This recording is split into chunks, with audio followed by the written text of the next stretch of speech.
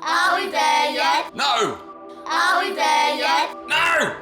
Are we there yet? No! Are we there yet? Yes!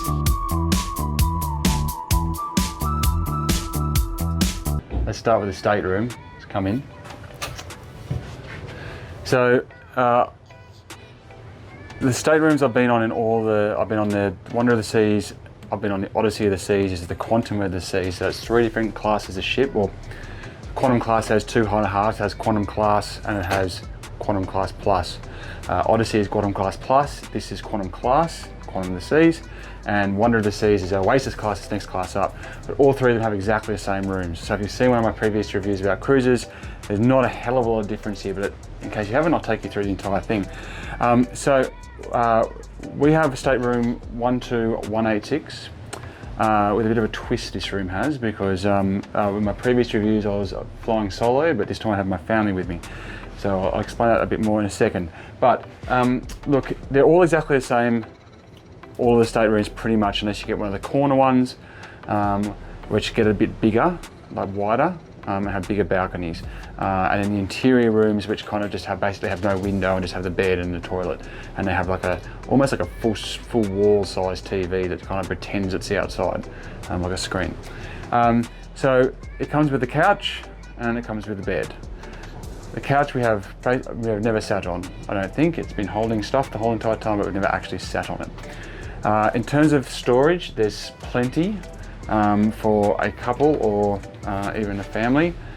So heaps of hanging space, the racks, shoe spots down here.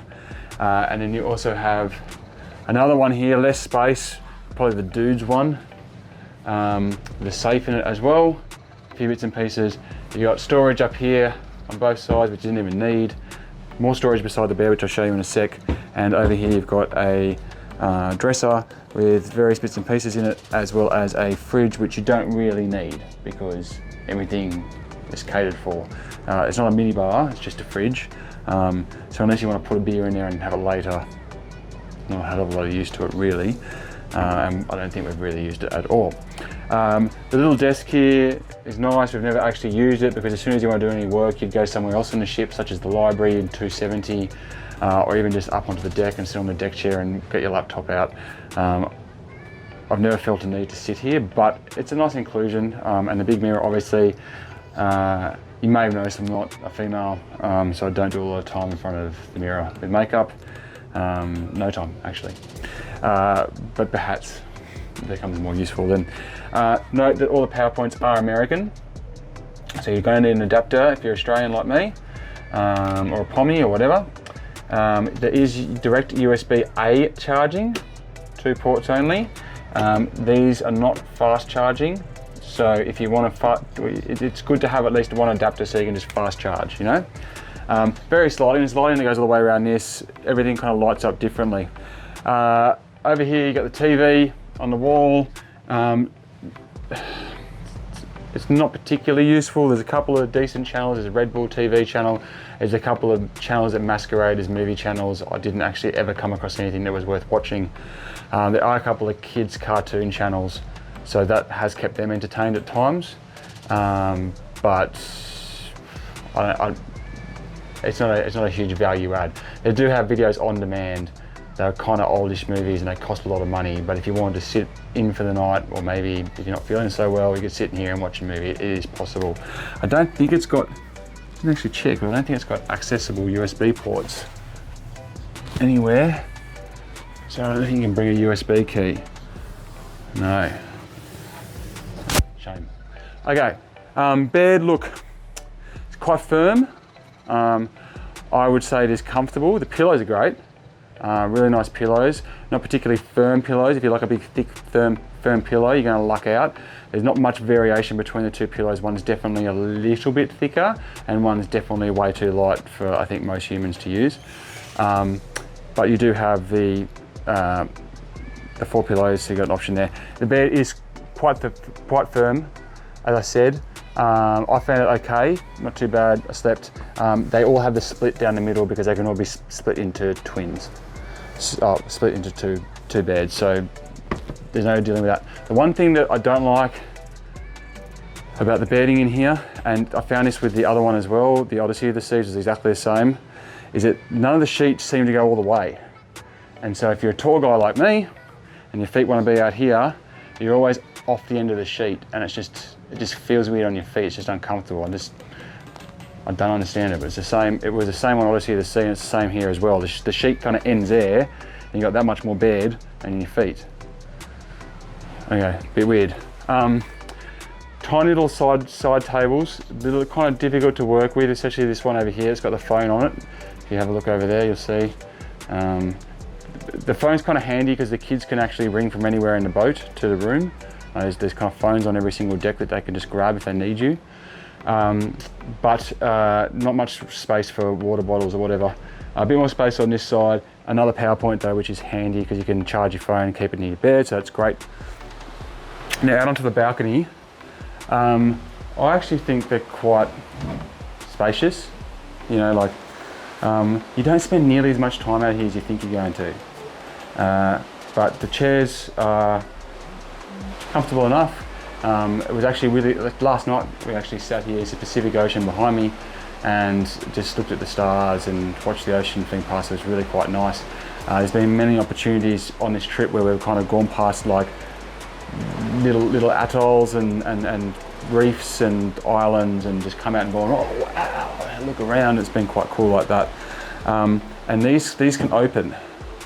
So if you want to join two rooms together on the deck, you can, but you have to ask the supervisor to do it. Speaking of asking supervisors, I should point out the staff that attend the rooms are fantastic. Really great attention to detail, really lovely people. Your stuff feels really secure here. You really don't stress about anything bad happening. And they're just lovely to talk to, and they work really hard, and they're good people. They are really good people. I noticed this on the Odyssey of the Seas as well, and as well as the Wonder of the Seas. The bathroom, shower is fine. Okay pressure actually, not too bad pressure. It doesn't get very cold, and that might be a weird thing to say, but there are times when you're going around the South Pacific where you really want a cold shower, and you can't really get one. It's kind of just goes lukewarm at best. So that's the only very, very, very minor criticism. Over here though, plenty of space for the toilet, the sink, place to put all your stuff. You know, exactly the same as the previous ones I went on, so not too bad there. Now here's the little secret. You can get adjoining rooms. So me and my wife stayed in this room, and the three kids stayed in the following room. If you come through, I'll show you. It's literally a mirror. So I'm not going to have to walk you through this again. It's literally a mirror. It's exactly the same room. And the three kids stayed in here. Now we could have split this into twins, but the kids didn't want to when the time came to ask. I think they probably regretted that in the end, but anyway. So we had two on there and one on there. Now, if you get a four-person cabin, we were told, I haven't experienced, I haven't been in what they call a four-person cabin, but we were told it's pretty much exactly the same, and two people sleep on that as well.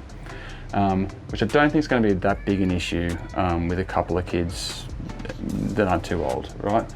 Now, one of the things I was really, really worried about when, before we took this cruise, given that we have a 7-year-old as our youngest child, and he's a real climber, and he doesn't listen at all, and I think it's fair to say he's a bit of an arsehole, but luckily, up here, there is a parent lock. And when that parent lock is pulled, the door will not open, and it cannot open. All right, so unless they get up here and they can move this in, they can't open the lock.